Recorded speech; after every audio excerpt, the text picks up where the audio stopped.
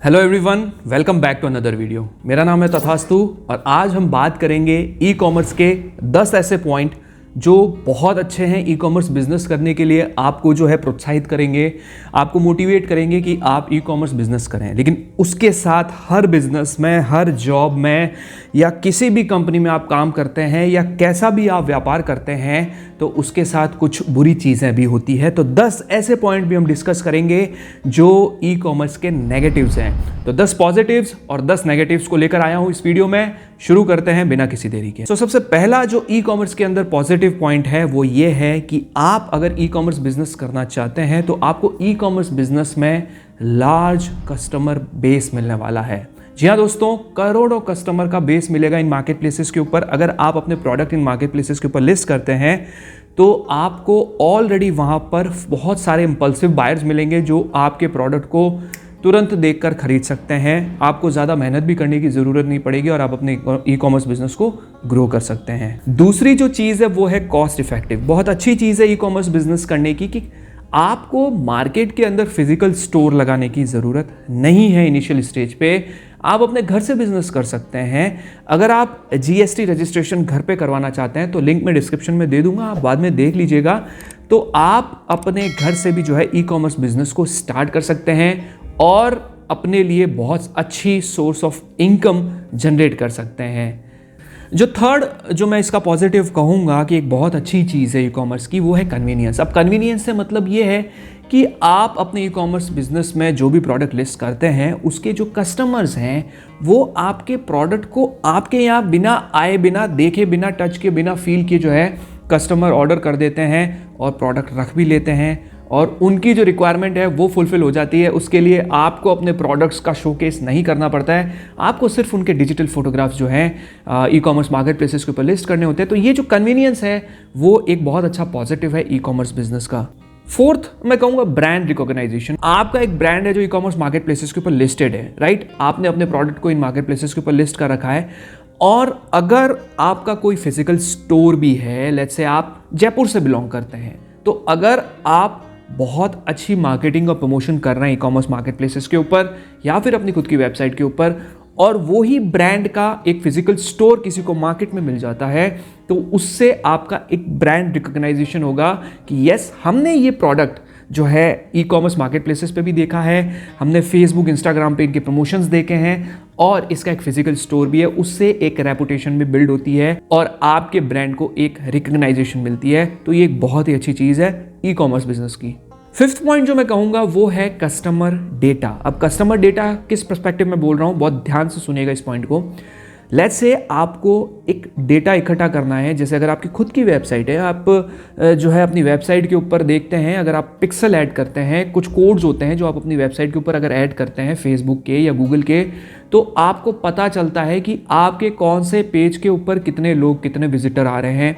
उनका डेटा आपको मिलता है, उनको आप रीटारगेट करके अपनी खुद की वेबसाइट को प्रमोट कर सकते हैं। और बात रही ई कॉमर्स मार्केट प्लेसेस पे, तो आपको ये डेटा तो नहीं मिलेगा कि किस जगह से आपको ज़्यादातर पब्लिक आ रही है, कहाँ से आपको ज्योग्राफिकल लोकेशन में वो मिल रहा है, लेकिन जो परचेज होती है वो ई कॉमर्स मार्केट प्लेसेस पे आपको पता चलेगी जब आप GSTR 1 सबमिट करेंगे। क्योंकि GSTR 1 के अंदर आपको हर स्टेट की सेल देनी होती है और कुछ टाइम बाद आपको पता चल जाएगा उस डेटा के माध्यम से कि कस्टमर सबसे ज़्यादा आपके किस स्टेट में है। जैसे आपके कर्नाटका में ज़्यादा है, महाराष्ट्र में ज़्यादा है, वेस्ट बंगाल में ज़्यादा है, तो फिर आप अपने प्रोडक्ट को उस मार्केट के हिसाब से डेवलप कर सकते हैं, वहाँ की रिक्वायरमेंट के हिसाब से और प्रोडक्ट रिसर्च करके ला सकते हैं और उन्हें सेल करके काफ़ी मुनाफा कमा सकते हैं। तो कस्टमर डेटा भी जो है एक बहुत इंपॉर्टेंट रोल प्ले करता है ई कॉमर्स मार्केट प्लेसेस के अंदर। 6 पॉइंट मैं कहूँगा ईजी टू यूज़। बहुत ईजी टू यूज़ है। आपको प्रोडक्ट लिस्ट करने हैं, बुलेट पॉइंट्स डालना है, टाइटल डिस्क्रिप्शंस डालना है और इमेजेस डालने हैं, थोड़ी अच्छी सी SEO करनी है एंड बैम, आपका प्रोडक्ट लिस्ट है हज़ारों और करोड़ों कस्टमर को बिकने के लिए। तो ये जो ईज टू यूज है ना, ये आपके बहुत काम आ सकती है आपके बिजनेस को ग्रो करने में, क्योंकि आपको ज़्यादा हेडेक लेने की ज़रूरत नहीं है। आपको सिर्फ प्रोडक्ट लिस्ट करना है। आई एम श्योर अभी लोग जो इस वीडियो को देख रहे होंगे वो ये सोच रहे होंगे कि सर ये सारी चीज़ें तो बहुत ईजी है, आपने अभी तक कुछ बुरा तो बताया नहीं है। तो मैं आपको बुरा ज़रूर बताऊंगा, लेकिन उससे पहले आपको ये भी जानना ज़रूरी है कि ई कॉमर्स बिजनेस में फ्लेक्सिबिलिटी कितनी है। आप अपने प्रोडक्ट अपने लैपटॉप से इंडिया के किसी भी कोने में जाके लिस्ट कर सकते हैं। That is the flexibility. आपको किसी शोरूम में नहीं जाना, आपके पास कोई शोरूम होने की रिक्वायरमेंट नहीं है, आपके पास कोई दुकान होने की जरूरत नहीं है। इतनी फ्लेक्सिबिलिटी है कि आपको सिंपली मार्केट प्लेसेस के ऊपर रजिस्ट्रेशन कराना है, प्रोडक्ट को लिस्ट करना है और प्रोडक्ट को शोकेस करना है। That's it. ये जो फ्लेक्सिबिलिटी है ये आपको ई कॉमर्स में बहुत इजीली मिल जाती है। ये फ्लेक्सिबिलिटी आपको ऑफलाइन मार्केट में नहीं मिलेगी, क्योंकि अगर आप ऑफलाइन मार्केट में ये फ्लेक्सिबिलिटी चाहते हैं, आप अपना एक भी प्रोडक्ट शोकेस करना चाहते हैं, तो आपको प्रोडक्ट लाना पड़ेगा, उसको डिस्प्ले कराना पड़ेगा और उसकी जो रेंज है मार्केटिंग की वो सिर्फ उस पर्टिकुलर लोकल एरिया में ही होगी, रादर देन ई कॉमर्स की तरह कि आप उसे लाखों करोड़ों कस्टमर को शो कर पाएं। तो ये जो फ्लेक्सिबिलिटी है ये ई कॉमर्स मार्केट प्लेस पर आपको मिलने वाली है। जो 8th पॉइंट मैं आप लोगों से कहना चाहूँगा वो है मार्केटिंग एंड प्रमोशन। देखो, मार्केटिंग एंड प्रमोशन जो है ना वो ई कॉमर्स मार्केट प्लेस पर ज़्यादा ईजी है रादर देन जो है आपकी खुद की दुकान या आपके खुद के शोरूम के लिए। आप खुद की दुकान या खुद के शोरूम के लिए क्या कर सकते हैं, ज़्यादा से ज़्यादा आप एक पैम्पलेट डाल सकते हैं, होर्डिंग्स लगवा सकते हैं, वहाँ के लोकल टेलीविजन में ऐड दे सकते हैं, FM पे ऐड दे सकते हैं।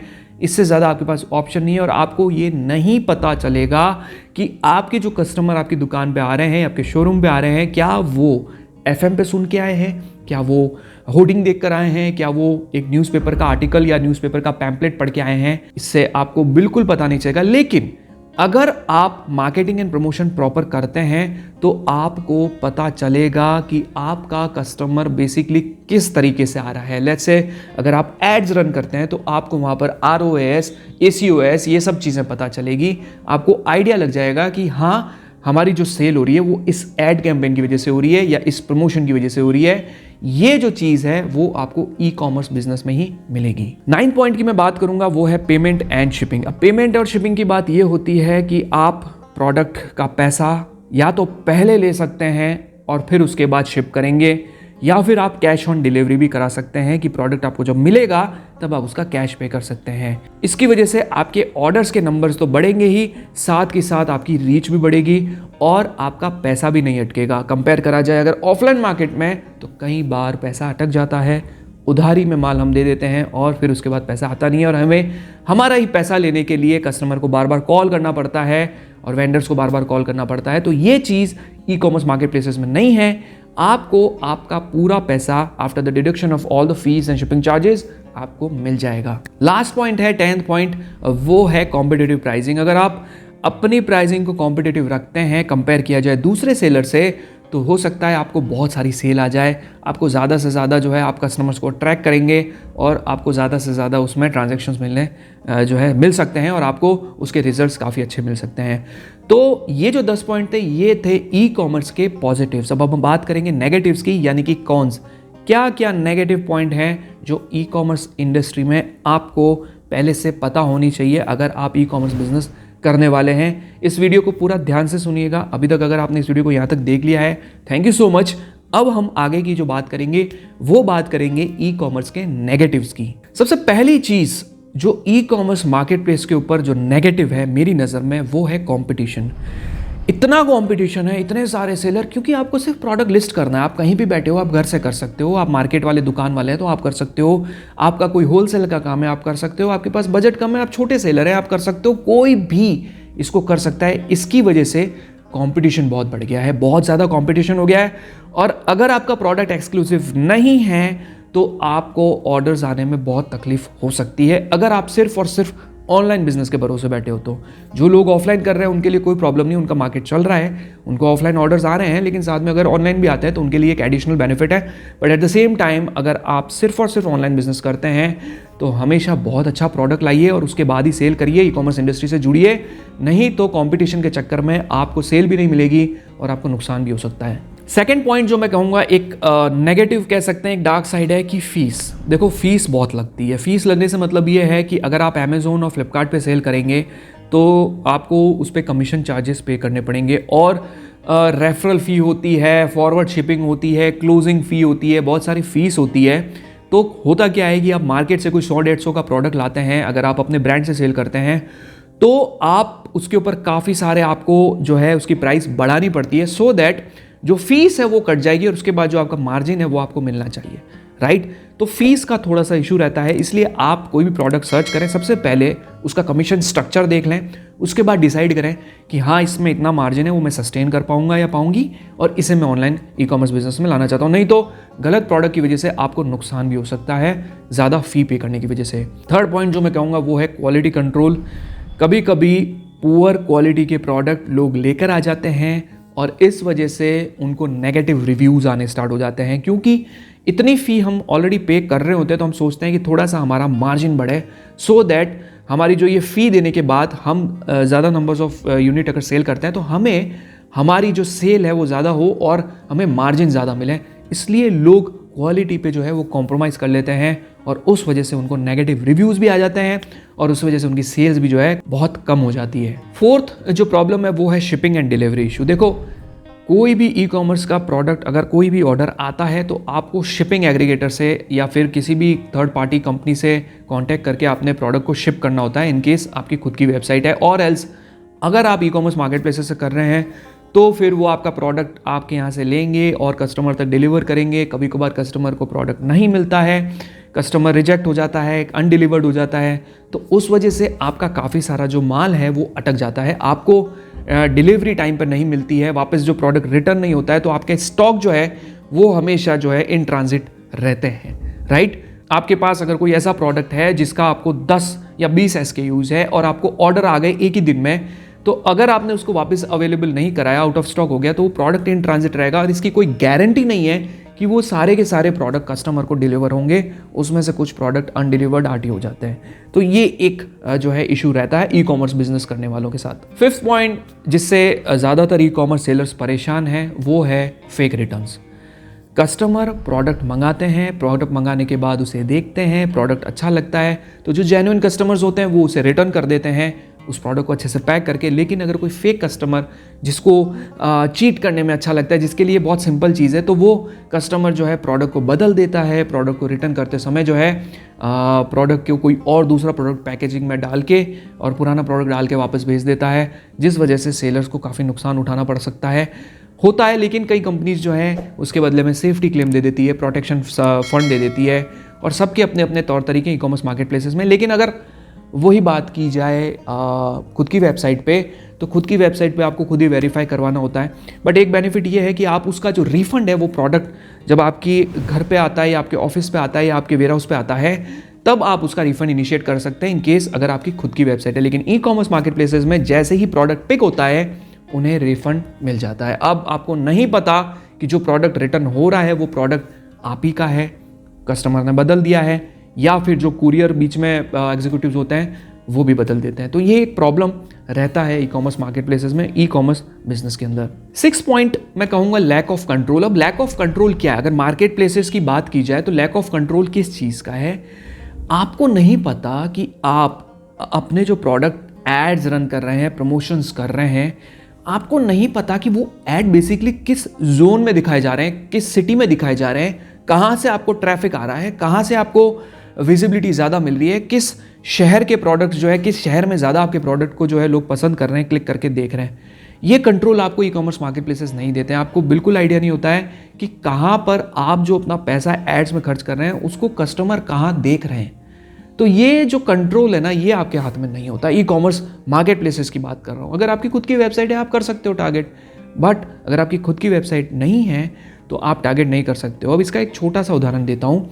लेट्स से अगर आप जो है विंटर वियर के प्रोडक्ट सेल करते हैं, सर्दियों के प्रोडक्ट, तो आप नॉर्थ जोन को तो अच्छे से टारगेट कर सकते हैं, लेकिन साउथ जोन को आपको टारगेट करने का कोई सेंस नहीं है, राइट। आप महाराष्ट्र से अगर नीचे जाएंगे तो वहाँ से आपको टारगेट करने का कोई सेंस नहीं बनता है। और जब आप इन मार्केट प्लेसेस के ऊपर एड्स रन करते हैं तो हो सकता है, हमें नहीं पता कि वो एड तमिलनाडु के, अगर आपका कोई जैकेट है, हुडी है, वो तमिलनाडु में अगर दिखेगा या फिर वो केरल में दिखेगा तो उसका कोई सेंस नहीं रहेगा, राइट, क्योंकि वहाँ पर इतनी ठंड नहीं होती है कंपेयर की जाए नॉर्थ इंडिया की अगर बात की जाए तो ये जो कंट्रोल है, ये कंट्रोल हमारे हाथ में नहीं होता है। 7th पॉइंट जो मैं आप लोगों को कहूँगा वो है डिपेंडेंसी ऑन मार्केट प्लेसेस। अब आप ई कॉमर्स मार्केट प्लेसेस के ऊपर प्रोडक्ट लिस्ट कर देते हैं, आपका बिजनेस शायद अच्छा भी चलने लग जाता है इनिशियली स्टेज पे, आप काफ़ी सारी जगह पे जो है वो इन्वेस्टमेंट कर देते हैं, बिजनेस को ग्रो करते हैं, लेकिन देखो यार, ये अपने हाथ में नहीं है ना, अपनी वेबसाइट हो तो बात अलग है, ये तो ई कॉमर्स इंडस्ट्री है, ई कॉमर्स मार्केट प्लेसेस हैं,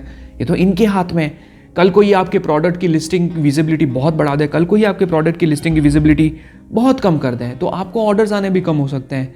फिर जो आपके ऊपर ओवरहेड्स होते हैं, जो आप लोन्स होते हैं या जो आपको पेमेंट्स करने होते हैं, जब सब अच्छा चलता है तो हम बहुत इन्वेस्टमेंट कर लेते हैं, लेकिन एट द सेम टाइम फिर उसके बाद बहुत प्रॉब्लम्स आनी स्टार्ट हो सकती है। अगर आपका अकाउंट सस्पेंड कर देते हैं किसी कारण से, या फिर आपने अगर कोई गलत तरीके से कुछ ऐसी चीज़ कर दी है जो उनके पॉलिसी को वायलेट करता है, तो वो आपके अकाउंट को हमेशा हमेशा के लिए डीएक्टिवेट कर देते हैं। तो ये जो डिपेंडेंसी है ना अपने बिजनेस को लेकर ई कॉमर्स के ऊपर, ये एक ऐसा नेगेटिव है जिसको आपको बहुत सोच समझ के और ध्यान में रखते हुए इस बिजनेस को करना पड़ेगा। 8 पॉइंट है वो है डेटा की प्राइवेसी। तो देखिए ध्यान से सुनिएगा, अगर आपकी खुद की वेबसाइट है, राइट, आपकी खुद की वेबसाइट के ऊपर अगर कोई भी ऑर्डर आता है ना, तो आपको उस कस्टमर का जो है पूरा डेटा मिलता है। लेट्स से आपको उसका कॉन्टैक्ट नंबर मिलता है, उसकी ईमेल आईडी मिलती है, उस कस्टमर की आपको एड्रेस, जियोग्राफिकल लोकेशन सब कुछ मिल जाती है, राइट। लेकिन अगर कंपेयर की जाए ई कॉमर्स मार्केट प्लेसेस के ऊपर, तो आपको सिवाय उनका नाम और उनके एड्रेस के अलावा कुछ भी नहीं मिलता है। कुछ भी से मतलब ये है, ना तो आपको उनकी रजिस्टर्ड ईमेल आईडी मिलती है और ना ही उनका कॉन्टैक्ट नंबर मिलता है। आप किसी भी कारण से उनसे संपर्क नहीं कर सकते डायरेक्टली थ्रू ईमेल आईडी या मोबाइल नंबर, लेकिन आप अपनी खुद की वेबसाइट पे कर सकते हो। तो ये जो डेटा इकट्ठा हो रहा है आपके कस्टमर्स का, आपके प्रोडक्ट का, वो सारा इन ई कॉमर्स मार्केट प्लेसेस के पास हो रहा है, आपके पास नहीं हो रहा है।